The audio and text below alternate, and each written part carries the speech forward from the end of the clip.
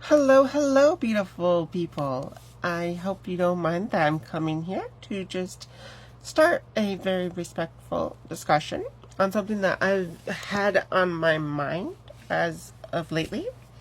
And it is around how I wish more leftists, and not all leftists, of course, obviously, but some leftists, didn't expect all folks to be atheists and in the leftist spaces and ignored the nuance of how leftist revolutionaries in the past were also people of faith.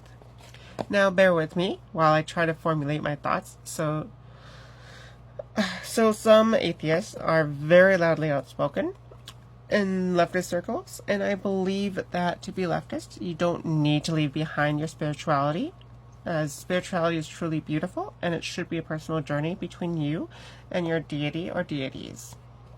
The issue is religion being used as a tool for control, fear-mongering, and power, but inherently, faith, regardless of where your beliefs align, are not terrible. Has there been horrific and humane injustice enacted in the name of religion? Yes. However, everything is on a spectrum, and I feel like there's more progressive-leaning folks who, based on their faith teachings, lean more left. But unfortunately, the more extremist counterparts in their faith are much louder than them. And I hope I articulated that appropriately, because I'm not trying to sweep under the rug the horrors that have happened in the past and currently in the name of religion. And I'm sorry, I know I'm bringing up a topic that gets people riled up. So I'm coming from a place of someone who was raised Christian evangelical, but left when I turned 18, and my mom stopped forcing me to go to church. So I've always been more agnostic, but I've recently in the past 2 years become more Irish Celtic pagan. I've always been very biased against Christianity, as growing up queer, the church instilled a lot of shame and self-hatred in me. However, I've been trying to keep in mind that not all Christians are like the evangelical radicals that we're seeing destroying the U.S. I've always strived to learn about other cultures, faiths, listening from the perspective of others who are always demonized by the Western mainstream media propaganda, to become a more well-rounded, open-minded, and tolerant individual. I've read The Heart of the Buddha's Teachings by Thich Nhat Hanh and Tao Te Ching by Lao Tzu, which have really helped me in learning to be more present in life and to love life. And I've also recently read the Quran last year. And honestly, reading the Quran has helped rebuild a more positive perspective on the Abrahamic God. There's this YouTube channel I like to listen to called Let the Quran Speak, and the hosts are a father and daughter duo, and they have the most beautiful interpretations of Muslim teachings. Definitely recommend them. I also enjoy listening to interfaith discussions between Jews, Christians, and Muslims. The three Abrahamic faiths I've noticed have such a beautiful similarity center around love, fighting against injustice, taking care of each other, and God being a loving, merciful, benevolent being.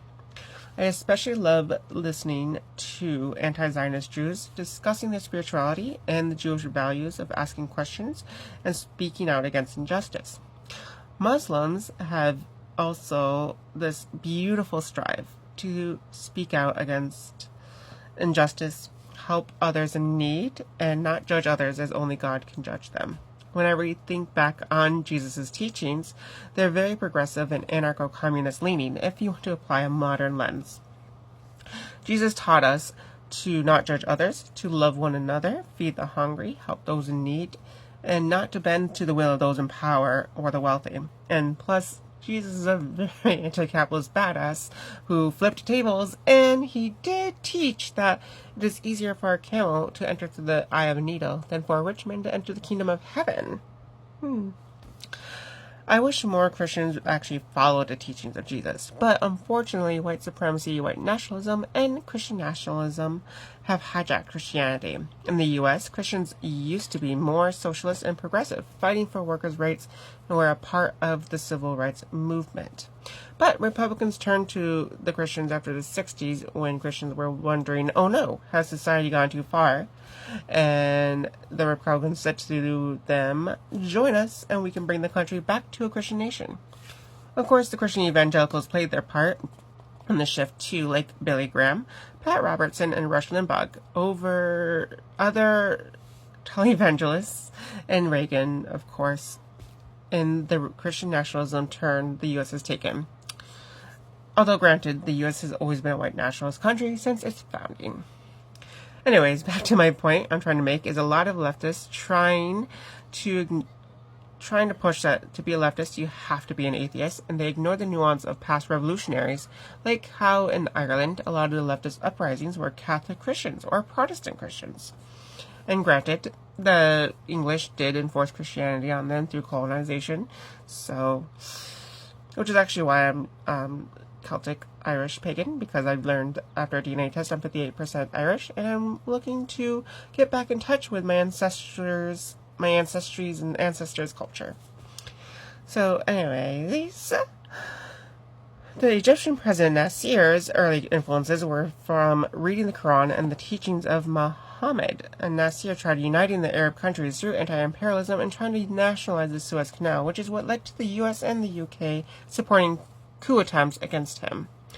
And currently, there are Holocaust survivors and anti-Zionist Orthodox Jews being outspoken against the genocidal actions of the State of Israel.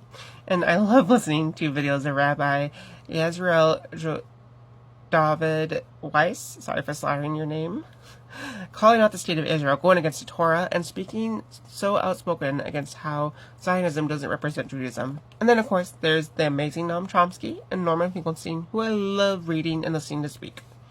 An example of religious leftist is that some Spanish socialist posters during the Civil War had the saying, "No kings but God."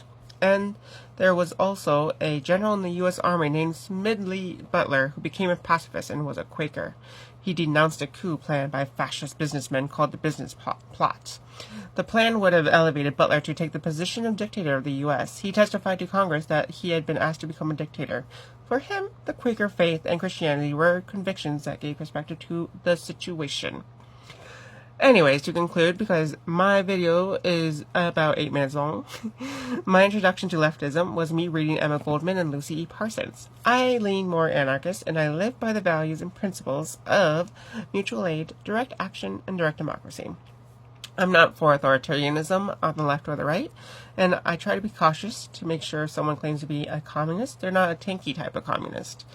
I think a major reason this is the case is that people assume that all religious or spiritual people hold to a doctrine of inerrancy, and I think opposing authoritarianism requires us to admit when we fucked up.